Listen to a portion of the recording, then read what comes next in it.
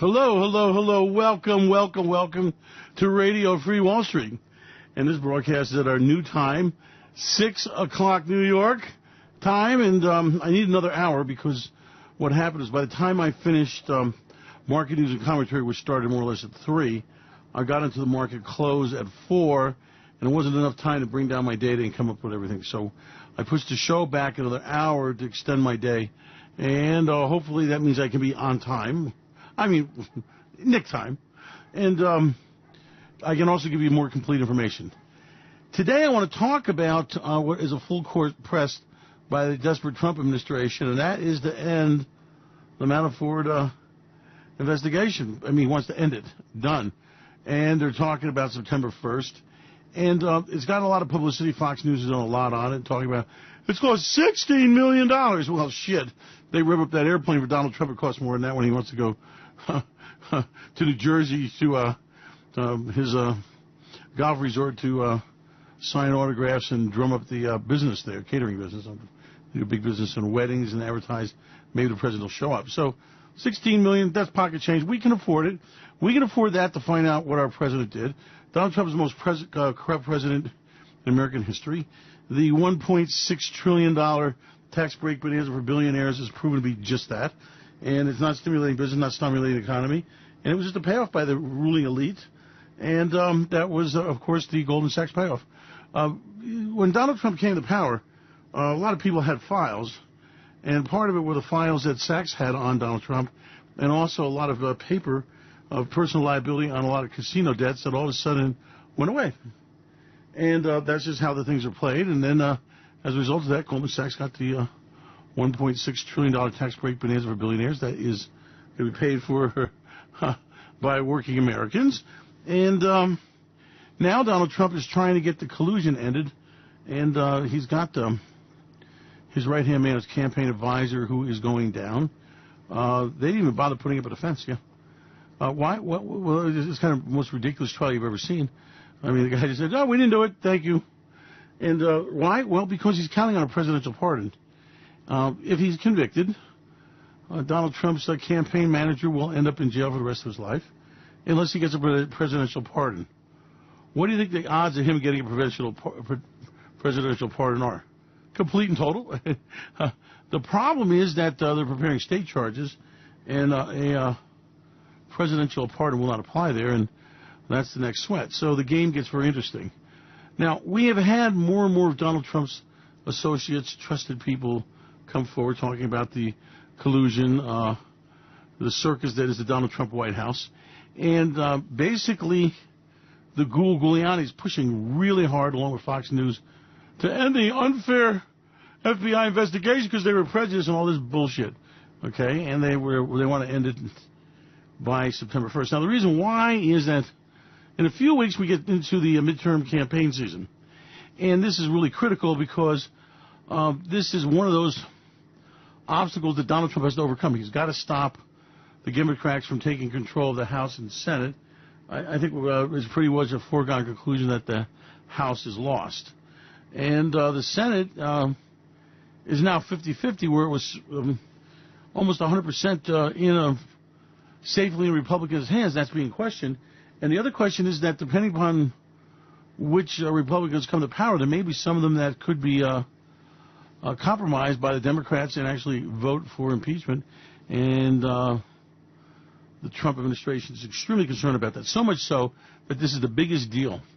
Now, between now and presidential elections, which are going to be the next thing after these midterms, Donald Trump has got to reinforce his base, and he's got to legitimize himself. He's got to survive the endless investigations the House will bring, and he has got to avoid impeachment. So that means we're into years, if you last that long, of the Donald Trump controversy continuing. And obviously the most corrupt guy we've ever had in office, I would say immoral, and a very dangerous man. Now, here's the problem. It's all resting in the next 3 months. I mean, he's got the rest of August, which is trying to keep as much of the bad news out of the news. He's got the prosecution of his campaign manager and what we believe will be a almost certain conviction. And then he goes into September starting with the campaign. He's offered a campaign for a lot of people, and people are trying to, distance themselves from Trump without pissing him off. And, it's a very difficult equation and balance they've got to walk on. Like, do we want Trump or do I don't want Trump? Do I piss off Trump if I don't have him? If I have Trump, does he cost me the election? So it's really, to say the least, a massive three-dimension chess game. Now, where I'm in this thing, and what I want you to understand is that there's also the market factor here. The stock market has had a big down day today, and to me it looks like the fireworks that you have right before a market meltdown. And Donald Trump strikes me as a guy who is going to crash and burn the inner runway rather badly, okay? And that means that this could be a huge stock market event. Let me explain to you why. As we get through this August, the stock market will base and begin another assault on 3,000. That's on the S&P 500. And we will see markets reverse and a huge positive sentiment across the market. Now, as we get into September, we come into a problem zone. What September is all about is, as far as the stock market situation, is how does the prognosis look for Donald Trump? If things look badly for him, which I believe they will, then Trump has got himself a problem, and the stock market will react negatively. Now, if they can turn things around and have it appear like Donald Trump's going to win, well, then again, the stock market will react positively, and Dandy Don will prevail. Now, the odds are that there are lots of surprises in store by all parties, okay? People are picking their place, should we say. People are making their mark. People are getting ready for this thing. And there are going to be lots of, should we say, October surprises. And if you understand that, then you understand that Trump has got himself a big problem. So does the economy, so does the stock market. Now, the big move, this is the big move, is to try to end the investigation, have it declared a nothing burger, and not have it go on as we get closer to the elections. And Trump is, that's almost his Hail Mary. That is the big shot that Giuliani's been pushing for. The problem is that there's nothing that suggests or demands that the investigation be ended at that time. And Donald Trump also has a problem with the fact that if he tries to stop the investigation, that becomes a great big campaign shit. So the reality here is that we are going into a really hotly contested September and October campaign season where anything can happen. And that means that the market will swoon back and forth as the revelations of how far the Mueller probe is going, how much distance they're making, who is compromising Donald Trump, who sells him out next. I mean, it is a really big deal. Like nothing we've ever seen before. This is going to be one of the hottest elections you've ever seen. This thing is going to be a big shit. It's in many people's minds, both on the right and on the left, about the survival of America, at least their vision of the place. And right smack in the middle of that is Mueller with his ongoing investigation. And more and more people are starting to realize that Mueller is not going to walk away. And he may get thrown out. And if he does, he still will present his dossier, which I understand is very damaging. The problem is that Mueller is taking a position that is very interesting. He is going to be prosecuting and bringing a charge against Trump Jr., the son-in-law from hell, many, many people in the administration now, many former people, and it's going to be very dicey. Now, as far as Donald Trump is concerned, he's going to get the file, which contains, from what I understand, proof of collusion, proof of obstruction of justice, and hand it to the House and say, you deal with it. We're not going to go ahead and indict a sitting president. That's what the impeachment process is all about. Now, impeachment, in our estimation, will move forward. And it will be an event that happens after the new House is sworn in January. And then we will enter all of next year with this huge recrimination. There are some people that are suggesting that the file is so damaging that Trump could be forced out without putting us through an impeachment. I don't strike it as going that way. Now, this is the timing of the stock market. If it looks like the Republicans are going to prevail, then the stock market rally will continue, although albeit at a much lower velocity. And as we get into the election season, the market will swoon on revelations. Does the prosecution go forward? Is Mueller special counsel fired and the probe stopped? Does that go to court? Does Donald Trump testify, not testify? So there's a lot of really heavy issues here. And the bottom line here is that in the middle of all this, the Fed keeps raising rates. Fed raises rates in September. They raise rates in December. They go back in again in January, February. And the economy keeps slowing and grinding to a halt. The Trump tax break for billionaires really starts biting the economy as we get into the fiscal year at the beginning at the end of October, November. And in that year, what's going to happen is that the debt crisis is going to get even bigger. Donald Trump will be seen as a president adding more to the national debt of anyone else. And it's all because of these taxes. Remember that the Goldman Sachs Kudlow-Laffer curve bullshit that was pumped out in talk about freeze-dried bullshit in a can, was pumped out of people is that, see, what's going to happen is we're going to give $1 trillion to Wall Street and the bankers, and we're going to give $1 trillion in tax saving big corporations, and they're going to be so grateful and so full of capital that they're going to invest and make America great again. Well, they already invested all they needed to, had to. The reality is that 10 years of free money and all the investment capital was available. There's nothing invested. There's no corporations aren't Catholic charities. They don't give bonuses. They don't give pay raises. They don't share profits. They are a capitalistic institution. And when you get to these big corporation enterprises, they are cutthroat, as anybody that's ever been worked for them associated knows. Everybody's a number. Everybody's a cog in the wheel. Everybody's in their place. And unless you are among the golden lead on the board of directors, you are a piece of shit and treated as such, and you know it. So this is now a situation where people are starting to realize that there might be some real issues in the Trump presidency, and it may not be so nice.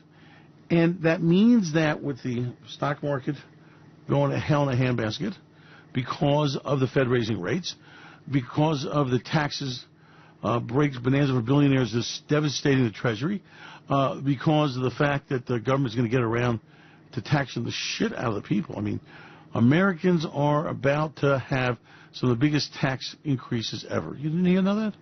Oh, yeah. What he did to a lot of the more prosperous, harder working people in America was he took away their badly needed mortgage deduction, their badly needed tax deductions because of the huge taxes they pay on homes. And the devastating results are still now being calculated. Now, more and more people are going to start talking to each other, realizing, well, I didn't get a tax break. I got a tax increase. Now, remember, the tax break bonanza for the billionaires, well, the billionaires' tax rates and tax benefits were locked in there. For working people in America, they come due again, and I'm telling you, you're going to see the biggest tax rates in American history. He's got no choice. Donald Trump will couch this because of the Billy Bobs, the opioid addicts, the factory workers. They will, that $25,000 mark, they're not going to get taxed. Okay, they don't make enough to tax. But the people who are the heart of America, the entrepreneurs, the people who make the game work, the educated, the working, the entrepreneurial, they are going to devastate you. So be prepared. Now, through this, more and more revelations of the malfeasance of the Trump organization, the payola, the fixes that we're in will become more and more apparent. And you're going to end up in a situation where America is going to be on its knees. We're going into a recession. We're going into a depression. So that now takes you into after the election. The results are settled business. Fed's still raising rates. Economy's not recovering. The Laffer curve is not providing more jobs and more tax revenue because there's more business being done. All that would be proven to be the laughing stock of history. And the Trump administration will be rocked with more and more scandals. And remember, the Mueller probe doesn't just concern Donald Trump himself, but the people in his administration. And that's why so many people in the administration are worried. And that's why I imagine there must be a lot of tape recorders being surreptitiously turned on in the White House. And I understand that Donald Trump was furious when he realized that his people were being taped and demanded a complete sweep of the White House. And the nice thing about new technology is that, well, a little bit of brains and, you can sweep today and sweep tomorrow, but in between today and tomorrow, who knows what happens. So this is a situation where Trump is in trouble. The economy is in trouble. The very moral fabric of America is being challenged by this corrupt bastard. And when you realize that and realize how dangerous it is, you will understand that we are a hop, skip, and a jump away from the inverted yield curve. The recession is coming, followed by the trade war depression. Now, that gets to the next phase of this thing. Donald Trump has chosen to be divisive, divide and conquer. He has chosen to bring America to its knees. He's chosen to get Americans fighting among each other. He has chosen to get involved in these ridiculous tax wars, trade wars that are hurting American business, okay? Why? Well, because, again, it makes the headline. See, if you're looking at Donald Trump from a policy maker, as an executive of the President of the United States, as someone that's bringing the economy around and passing laws and making America great again, well, that's just spin. Really what Donald Trump is doing is creating a TV show, a reality show, and blowing a blizzard of bullshit so that every time his crimes become more apparent, he can counteract with, look what I'm doing to make America great again, and steal the Chinese and the unfair this and the unfair that, and America will not be taken advantage of again. Look, whatever you can say about the trade that America undertaken in the last 40 years, we became and maintained ourselves with the highest standard of living. We maintained ourselves with the most prosperous people in the world and the wealthiest. So how bad could it really have been, you know? And now that we're having trade wars, we're seeing jobs being lost. We're seeing businesses close down. So obviously the net effect of good trade is bad business. And the net effect of bad trade is great business. Go figure. Go figure. So the reason why is that America's business is business. Americans are business people. The entrepreneur is alive and inbred in America because, well, why? Well, because you had people who were desperate for a better life. Okay? People who swim the Rio Grande, people get on a steamship and barf their way across the ocean, people who suffer in refugee centers, whether it was in the 20s and 30s or the 90s or now, are motivated people. And nothing like a fire under your ass to get you going. And people who have the good life tend to be lazy. And the reality is that you really need hungry immigrants to drive your economy. Think about it, really, really, really. How hard are you going to work compared to an immigrant? Are you going to wash toilets? Are you going to scrub floors? Are you going to cook food? Are you going to be someone's maid? And the answer is no, you're not. You're a prosperous American. But they are. And they'll open a tamale stand, and they'll open a cleaning service, and they'll buy junk cars and fill them full of Bondo and sell them, and they'll shop the classified ads for bargains, and this is what gives you life to the economy. Got it? So the spark that your teeming masses of people desperate for a better life means that they work really hard, and they contribute to the economy. And they do this thing paying taxes which big corporations and billionaires don't do. So now that you understand that bad trade deals and bad immigration policy is what made America great. And restrictive immigration policy, we're not going to let them in and keep them on the border with the wall. And no unfair trade deals. Well, you see, basically, translated. If you look at everything in the light that Donald Trump is a billionaire and he's pandering to his billionaire buddies, then a lot of these things make sense, okay? He's not making coal great for the coal miner. He's making coal great again for the coal mine billionaires. He's not making steel great again for the steel mill workers. It's his steel owners of a mill like Ross, okay? So if you understand that all these things, when you get down to it, this is a guy who shits in a golden toilet. This is a limousine liberal. This is a New York ruling elite. The idea that he's been couching himself as the champion of the working man is ridiculous. Donald Trump never worked a day in his life. It was always the art of the deal, the art of the con, the art of billionaires manipulating the laws, the rules, of flagrantly violating them. I mean, Donald Trump, if he didn't become president, probably would have been on his way to jail. The reality is that when the Trump casino bankruptcy was revealed and that fraud was unhooked and then the money laundering, he had a New York prosecutor that was investigating Russians buying of New York City real estate, namely Trump Properties, and Trump was able to fire him to stop that investigation. So the reality is, for Donald Trump, it was really a brilliant move. Become president or go to jail. And he chose becoming president. And the American people were so stupid to give him the edge. And now he's taking advantage of milking it for all it's worth. The problem is he's so dirty and so corrupt. And he has so many cemeteries in his closet that he's not going to walk away from this. And Donald Trump is going to go down as a humiliated man, a broken man. It'll either be a resignation or an impeachment. The timing is not certain, but this investigation goes forward, and the investigation doesn't end. And Donald Trump is going down, and you just need to understand that, and there's no chance of his survival. So all I can say is bye-bye, Donald. It was nice having you around. And the other side of this thing is that's why you've got to be careful about the stock market, which is treacherous. It will rise and fall on Donald Trump's fortunes and also in the confusion of the marketplace. Ultimately, we are in for the biggest stock market crash ever.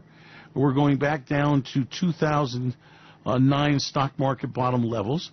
If you want to look at a chart, you can get an idea how far down that is going to be. And this is going to be really ugly. Fortunes will be made and lost, mostly lost. And this is really a great opportunity for the little guy to get fabulously wealthy.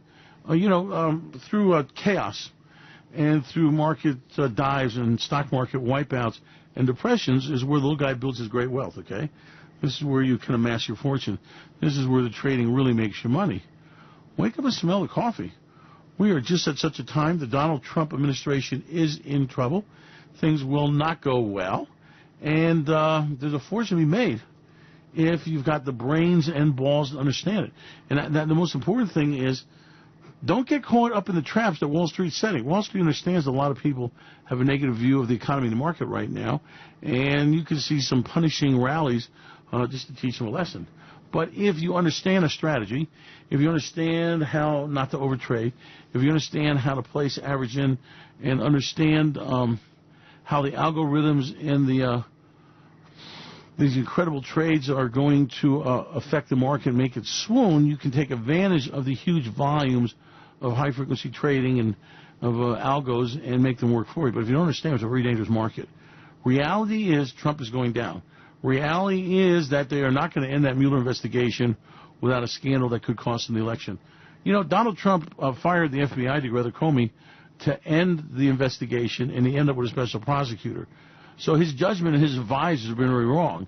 Now, you fire the special prosecutor, well, that creates a bigger problem for you.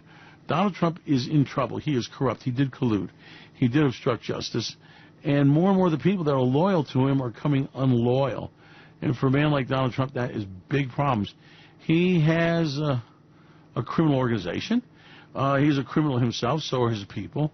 And America, unfortunately, made a huge mistake in electing this guy. But as the French say, presidents aren't forever, and Donald Trump will soon fade away. He will be out of office one way or another, and maybe we've all learned a very important lesson here and won't fall for that shit again.